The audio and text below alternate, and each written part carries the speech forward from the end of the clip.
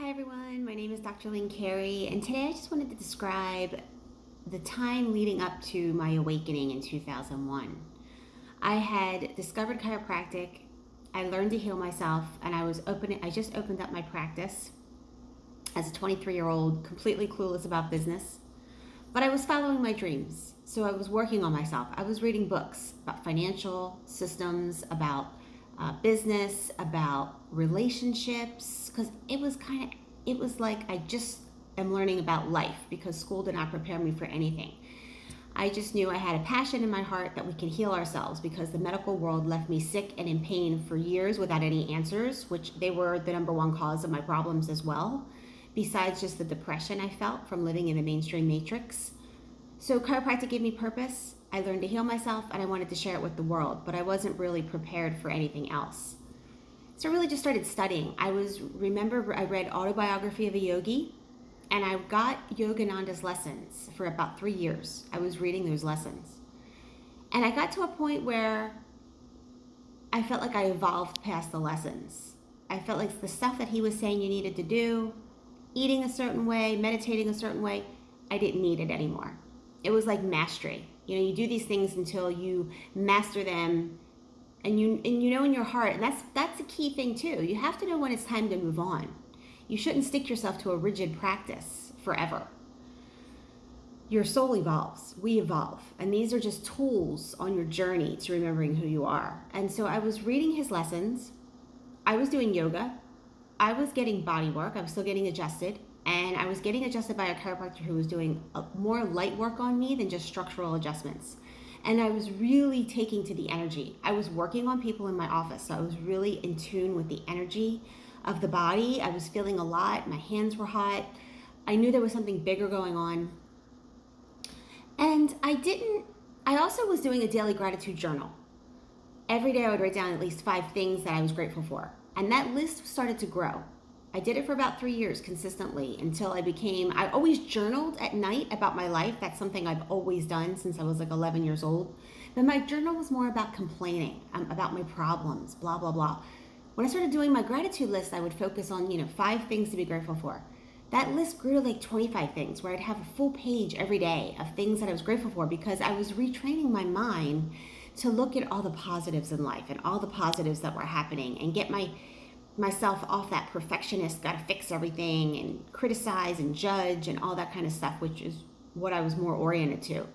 And then I realized I didn't have to have 2 journals. I didn't need to complain in one and then gratitude in another. I could just my shift in perspective was I was just grateful for all the blessings that happened in my day, and I would just record what happened in my day and all the blessings that would happen and how great my day was. I mean, that was basically how I shifted.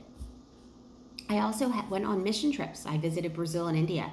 Brazil 3 times, India once. And I did some other trips, Amsterdam, Italy, where it changed my perspective about life. I felt the soul of Brazil, thinking that we don't have that soul in America. They were just happy. I could feel that just happiness with everyday life.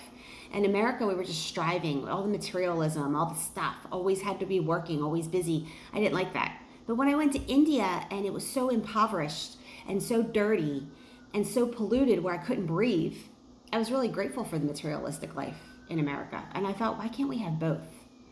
Right? And that painted another picture for me. And it just happened where I came back from my Brazil trip, my last one, where I felt really sick. I had bug bites all over my face. I was just really in a low vibration. I let the symptoms just run their course. I stopped running to the doctor because they only used to make me worse. And I still will not go to a doctor. That's been over 25 years now. I just let the symptoms run its course because it makes my immune system stronger, and usually I'm having an awakening. And I really believe that those symptoms were burning off a lot of stuff that I didn't need. And when the symptoms cleared up after about a week, the symptoms cleared, but I felt like I had a darkness on me. And I was working with a lady who was doing shamanic healings on me. And she told me to take Epsom salt baths. Actually, I wasn't even working with her yet. She said, I was adjusting her in my practice, and she said, you have a lot of darkness on you. You should take Epsom salt baths for about a week, light a white candle and tell the darkness to go to the light. And I never heard that term before, having a lot of darkness on me, but that's just how I felt. And I didn't express that to her. She said it to me. So I went with it. And after that, I just went into this bliss state. After about a week, I went into a bliss state where it was like the veil was removed from my eyes. And I was searching because I had my practice, and that was the only goal I had. I didn't have a goal for a personal life. What I saw with marriage, kids, traveling all the time, or having a house, having a car, buying new stuff, all that just never inspired me. It all felt like a dead end. I wanted to know why we were here. And just to expand all the stuff I was understanding about the chiropractic philosophy and the life force within, I wanted to understand life. I wanted something bigger. And I went into that state and I realized, oh, we are God. We are our life force. We are source, whatever you want to call it. Religion has it all wrong. The source, the thing that makes us breathe every day is life. It's the thing that runs the world. It's the thing that runs our body.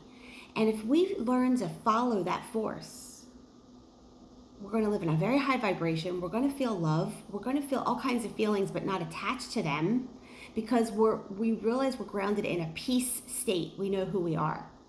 And from that place, if we can master that energy and following that flow, the flow of life, that we will live in a very high vibration and create whatever we need. And that is about creating your desired life. So you have health, you have financial freedom, you have good people around you, you feel purpose, you feel passion, you feel inspiration, you feel joy, you feel just inner peace of being. You're not chasing the next thing. And that's the state I went into, and basically have remained there, because from that point on, I call it my gray state. Even when I went through challenging times, they were never like the prior to the gray state. Prior to the gray state, I just felt fear and anxious and like I wanted to get out of here. I wanted to die. I didn't want to be here. But once I knew who I was, I could just learn to tap into the inner peace and just witness when I'm going through experiences. I can feel the feelings fully, even if they're negative, because I knew they would pass. I knew they were serving a purpose. I knew they were helping me evolve and get to the next thing. And life becomes a grand adventure. So the key is to really get in tune with that life force that runs your body. Do the gratitude list. Read. Work on yourself. Do the body work. Follow your dreams. Follow the thing that excites you, because that's the road to mastery. Overcoming the things that get in your way, the false illusions that we call fear. That is what the soul has come for. And then that is what life is all about. And that is living in the high vibration, the awakened state, the bliss state. Thanks for watching.